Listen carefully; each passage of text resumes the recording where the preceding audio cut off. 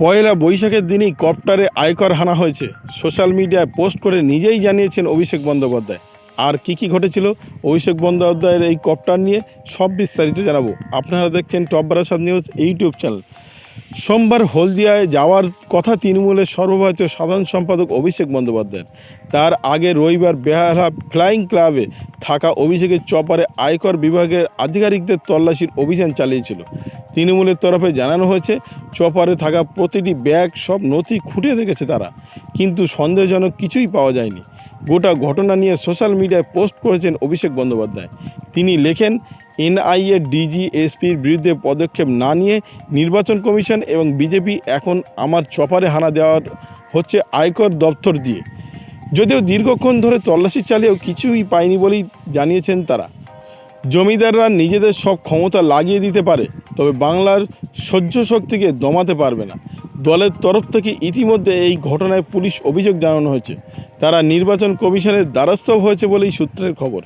তৃণমূল কংগ্রেস দাবি করছে, কপ্টারে তল্লাশি অভিযান চালানোর সময় অভিষেক বন্দ্যোপাধ্যায়ের নিরাপত্তারক্ষীদের ভিতরে ঢুকতে বাধা দেন আয়কর আধিকারিকরা।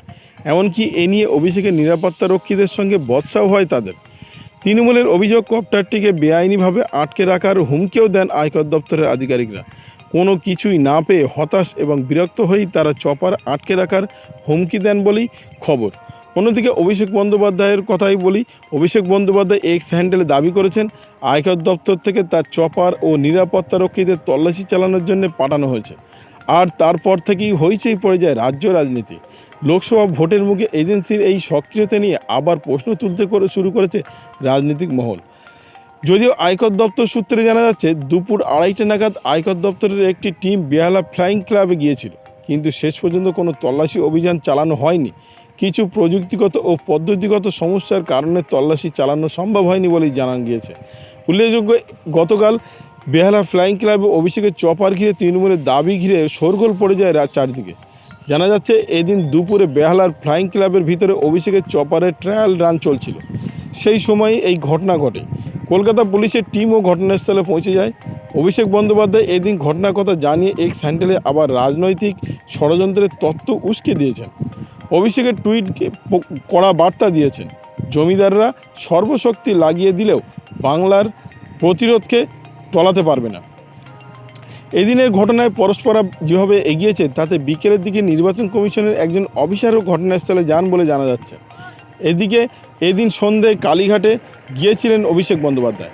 সেখান থেকে বেরোনোর সময় অভিষেককে প্রশ্ন করা হয়েছিল বেহালা ফ্লাইং ক্লাব বিতর্ক নিয়ে, তবে এই নিয়ে কোনো মন্তব্য করতে চাননি তিনি। এদিকে বিধানসভার বিরোধী দলনেতা শুভেন্দু অধিকারী আবার এই ঘটনার প্রসঙ্গে বলেছেন, কেউ আইনের ঊর্ধ্বে নয়। তার বক্তব্য, যে কোনো লোকের গাড়ি কিংবা চপার তল্লাশি করতে পারে আয়কর দপ্তর, ইডিরা। অর্থাৎ এমনটা জানা গিয়েছে যে আয়কর দপ্তর অভিষেক বন্দ্যোপাধ্যায় চপার তল্লাশি করতে গিয়েছিল। অভিষেক বন্দ্যোপাধ্যায় তার এক্স হ্যান্ডেলে এমনটাই জানিয়েছেন, কিন্তু আয়কর দপ্তর জানিয়েছে প্রযুক্তিগত কারণে সেখানে গেলেও আমরা তল্লাশি চালাইনি, এমনটা জানিয়েছেন আয়কর দপ্তরের বিভিন্ন আধিকারিকরা। এখন দেখার বিষয় কোনটা সত্য, সেটা অবশ্য পরবর্তী সময়ে আমরা জানতে পারব। ভিডিওটি আপনার কোনো প্রকার উপকারে লেগে থাকে অবশ্যই লাইক, কমেন্ট, শেয়ার করবেন। সেই সঙ্গে চ্যানেলটি সাবস্ক্রাইব করার অনুরোধ রইল। সবাই ভালো থাকবেন, সুস্থ থাকবেন।